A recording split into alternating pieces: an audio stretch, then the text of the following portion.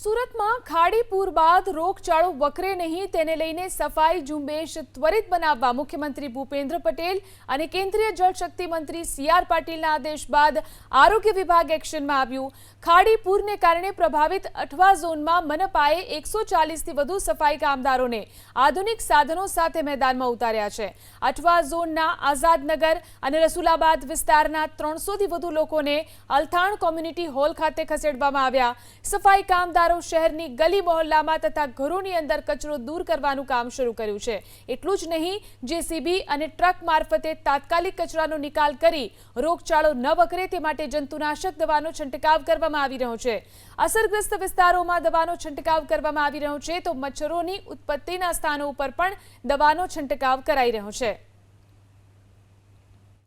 સુરતમાં પડેલા ધોધમાર વરસાદ બાદ ખાડીપૂરની સ્થિતિ સર્જાઈ હતી અને પાણી ઉતરી ગયા પછી સુરત મહાનગરપાલિકા દ્વારા અસરગ્રસ્ત વિસ્તારોમાં રોગચાળો અને જાહેર આરોગ્યની જે સ્થિતિ છે તે જળવાઈ રહે, રોગચાળો ન ફેલાય તે માટે સફાઈ અભિયાન, દવા છંટકાવ અભિયાન શરૂ કરવામાં આવ્યું છે। આપણી સાથે સુરત મહાનગરપાલિકાના નાયબ આરોગ્ય અધિકારી કેતનભાઈ ગરાસિયા છે। કેતનભાઈ, હાલમાં શહેરમાં રોગચાળો ન ફેલાય સાવચેતીના પગલા રૂપે શું શું કામગીરી કરવામાં આવી રહી છે?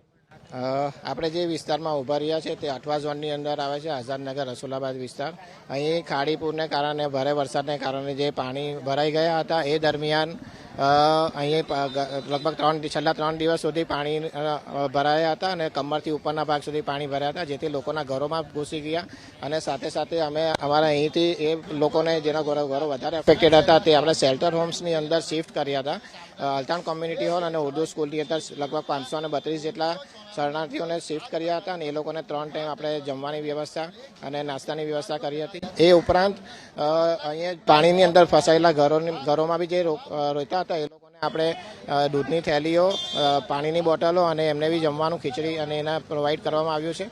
સફાઈની વાત કરીએ તો જ્યાંથી પાણી ઉતરવાનું ઓછું થયું છે ત્યાંથી અમારા 110થી 140 જેટલા સફાઈ કર્મચારીઓ આખા સમગ્ર વિસ્તારને કવર કરી રહ્યા છે, જેમાં સ્ક્રેપિંગ કામગીરી કરે છે, સાથે સાથે પાવડર છંટકાવ અને દવાનો ઇન્સેક્ટિસાઇડલ સ્પ્રે કરવામાં બી આવી રહ્યો છે। સાથે સાથે અમારી સર્વેલન્સની ટીમ દ્વારા સર્વે કરવામાં આવી રહ્યો છે, જેથી ઝાડા ઉલટીના કેસો અને અન્ય સ્કિન ડિઝીઝ અને ARIના કેસોને આપણે કંટ્રોલમાં કરી શકીએ છીએ। હજી આપણી સાથે આરોગ્ય વિભાગના અન્ય એક અધિકારી છે, તેમની સાથે પણ વાત કરીશું। સાહેબ, ખાસ કરીને આરોગ્ય વિશે, જાહેર આરોગ્યમાં કોઈ સમસ્યા ન આવે તે માટે શું કામગીરી કરવામાં આવી? આપણે છેલ્લા 3 દિવસમાં જ અહીંયા ખૂબ મોટા પ્રમાણમાં પાણીનો ભરાવો થયેલો હતો, લોકોના ઘરમાં પણ પાણી આવેલું હતું, તો એના અનુસંધાનમાં આપણે અત્યારે પાણી ઉતરી ગયું છે, એટલે હવે પાણીજન્ય રોગો ના થાય, જેવા કે ડેન્ગ્યુ, મલેરિયા જે મચ્છરના લીધે થાય છે, અને એની સાથે સાથે આપણે પાણીજન્ય અન્ય રોગો, દૂષિત પાણી પીવાથી ઝાડા ઉલટીના કેસો થઈ જતા હોય છે, કમળાના કેસો થઈ જતા હોય છે, તે ના થાય તે માટે આપણે અહીંયા અત્યારે 15 જેટલી મેડિકલ ટીમો દ્વારા સર્વેલન્સની કામગીરી ચાલે છે, જેમાં લોકો ઘરે ઘરે જઈને દરેક નાગરિકને સમજાવે છે કે આમાં પાણીજન્ય રોગથી બચવા માટે શું કરવું જોઈએ। જેમ ખાસ કરીને ક્લોરીન ટેબ્લેટ આપણે આપીએ છીએ, જે પીવાના પાણીમાં નાખીને પીવાનું અને ઉકાળીને પાણી પીવાની સલાહ આપીએ છીએ, અને એની સાથે જે ઘરમાં નાના બાળકો છે ત્યાં આપણે ORSના પેકેટ પણ આપીએ છીએ। એટલે આપણે એવી રીતના મેજર કરીએ છીએ। એની સાથે સાથે એન્ટી લાર્વરની ટીમ હોય છે, જે આપણે જંતુનાશક દવાનો છંટકાવ કરે છે, તેમજ બિનવપરાશી પાણી જ્યાં ભરાવો થયેલો છે તે પાણીનો નિકાલ કરે છે, જેથી તેમાં કોઈ જીવજંતુ પેદા ના થાય અને લોકોને રોગચાળો થતો આપણે અટકાવી શકીએ છીએ।